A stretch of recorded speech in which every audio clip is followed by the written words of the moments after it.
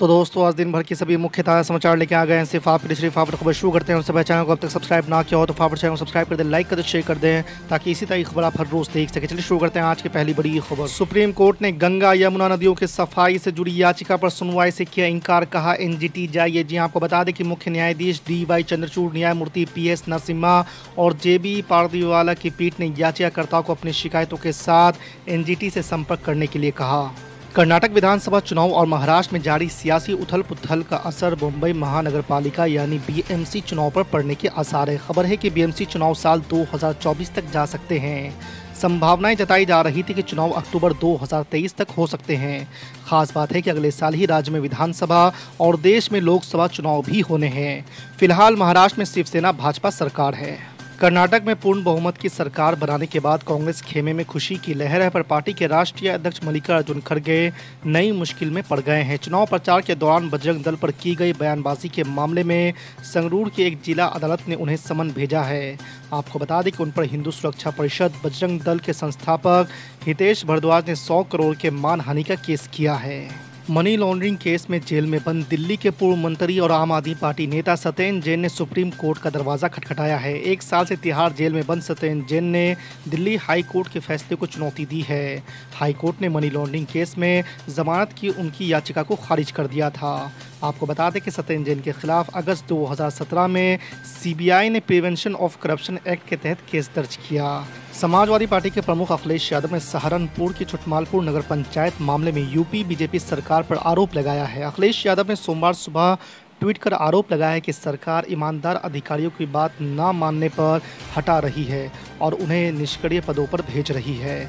आपको बता दें कि अखिलेश यादव ने लिखा है कि भाजपा सरकार ईमानदार अधिकारियों को निष्क्रिय पदों पर भेजकर अपनी बेईमानी का सबूत दे रही है।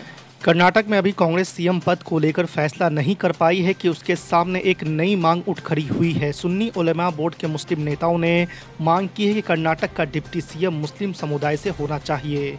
इसके साथ ही उन्होंने कहा है कि 5 मुसलमान विधायकों को अच्छे पोर्टफोलियो के साथ मंत्री बनाया जाए, जिसमें गृह, राजस्व, स्वास्थ्य और दूसरे विभाग होने चाहिए। उत्तर प्रदेश के शहरी स्थानीय निकाय चुनाव में मुस्लिम मतदाताओं ने जिस तरह से मतदान किया है वो चौंकाने वाला है। कहा जा रहा है कि इस बार उन्होंने अपने विवेक का इस्तेमाल किया, ना कि किसी खास पार्टी के साथ हो लिए। इस बदलते हुए पैटर्न का यही नतीजा है कि पहली बार भाजपा या उसके सहयोगियों की ओर से राज्य विधानसभा में कोई मुस्लिम सदस्य आ सका। आपको बता दें कि अपना दल के उम्मीदवार शफीक अहमद अंसारी ने 50% से अधिक वोट हासिल किए। उन्होंने रामपुर के स्वार विधानसभा सीट पर उपचुनाव जीत लिया है। कर्नाटक विधानसभा चुनाव में 9 मुस्लिम उम्मीदवारों ने जीत दर्ज की और ये सभी कांग्रेस से है। कांग्रेस ने शनिवार को कर्नाटक में 224 विधानसभा सीटों में से 135 सीटें जीतकर शानदार प्रदर्शन किया है। वहीं भारतीय जनता पार्टी ने 67 सीटें हासिल की, जिसके चलते उसे राज्य की सत्ता गंवानी पड़ी। आपको बता दें कि चुनाव परिणामों से ऐसा लगता है कि मुस्लिम वोट कांग्रेस के पक्ष में एकजुट हुआ है। कर्नाटक के कुल मतदाताओं में मुस्लिम मतदाताओं की संख्या करीब 13% है। कांग्रेस पार्टी ने मुसलमानों के लिए 4% आरक्षण बहाल करने का वादा किया था, जिसे पूर्ववर्ती भाजपा सरकार ने खत्म कर दिया था। सिद्धारमैया या शिव कुमार कर्नाटक के CM पद पर खड़गे लेंगे फैसला, कांग्रेस विधायक दल की बैठक में हुआ सहमति। जी आपको बता दें कि कर्नाटक विधानसभा चुनाव में शानदार जीत दर्ज करने के बाद रविवार देर शाम कांग्रेस विधायक दल की पहली बैठक हुई। इस मीटिंग में पूर्व मुख्यमंत्री सिद्धारमैया, कर्नाटक कांग्रेस प्रमुख DK शिव कुमार, कांग्रेस सांसद और नेता KC वेणुगोपाल सहित कांग्रेस के अन्य नेता शामिल हुए। CLP ने सर्वसम्मति से कांग्रेस विधायक दल के नेताओं के चयन को AICC अध्यक्ष मल्लिकार्जुन खड़गे के निर्णय पर छोड़ने का फैसला किया है। भारतीय राष्ट्रीय कांग्रेस पार्टी की ओर से जारी रेजोल्यूशन में इस बात की जानकारी दी गई है। महाराष्ट्र के नासिक शहर में शिवसेना बाला साहब ठाकरे के संजय राउत के खिलाफ रविवार को प्राथमिकी दर्ज हुई है। राउत की ओर से राज्य के अधिकारियों और पुलिसकर्मियों से अवैध राज्य सरकार के आदेशों का पालन नहीं करने की अपील पर यह एक्शन लिया गया है। आपको बता दें कि राज्यसभा सदस्य और शिवसेना के प्रवक्ता संजय राउत ने ये टिप्पणी 12 मई को की थी। सुप्रीम कोर्ट की ओर से महाराष्ट्र में शिवसेना से संबंधित मामले पर अपना फैसला सुनाए जाने के एक दिन बाद संजय राउत का बयान आया था। देश में एक के बाद एक कई वंदे भारत ट्रेनें अब तक लॉन्च हो चुकी है। हाल के दिनों में वंदे भारत ट्रेनों की लॉन्चिंग में तेजी आई है। राजस्थान, मध्य प्रदेश, केरल समेत कई राज्यों में पहली बार वंदे भारत की सौगात मिली है। देश भर में अलग अलग नए रूटों पर यात्री और वंदे भारत का इंतज़ार कर रहे हैं।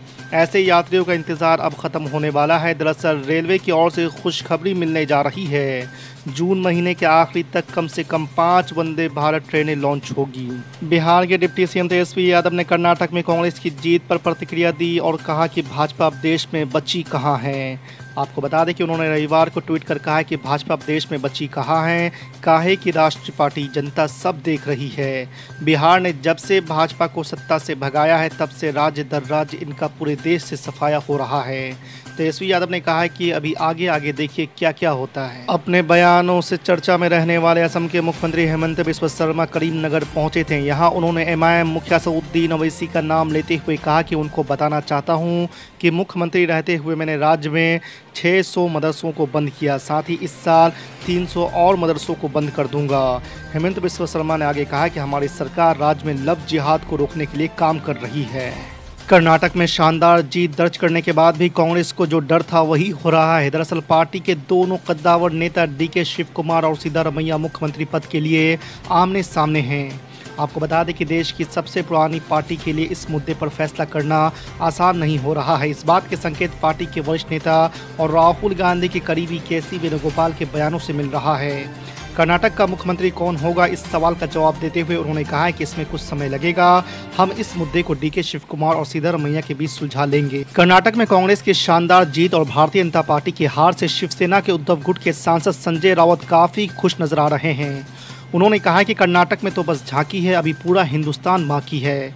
शिवसेना सांसद दक्षिणी राज्य में हुए सत्ता परिवर्तन को 2024 में होने वाले लोकसभा चुनाव से जोड़कर देख रहे हैं। उन्होंने ये भी कहा है कि एनसीपी प्रमुख शरद पवार के नेतृत्व में मुंबई में आज महाविकास अघाड़ी की एक बैठक बुलाई गई है, जिसमें आगे की रणनीति पर चर्चा होगी।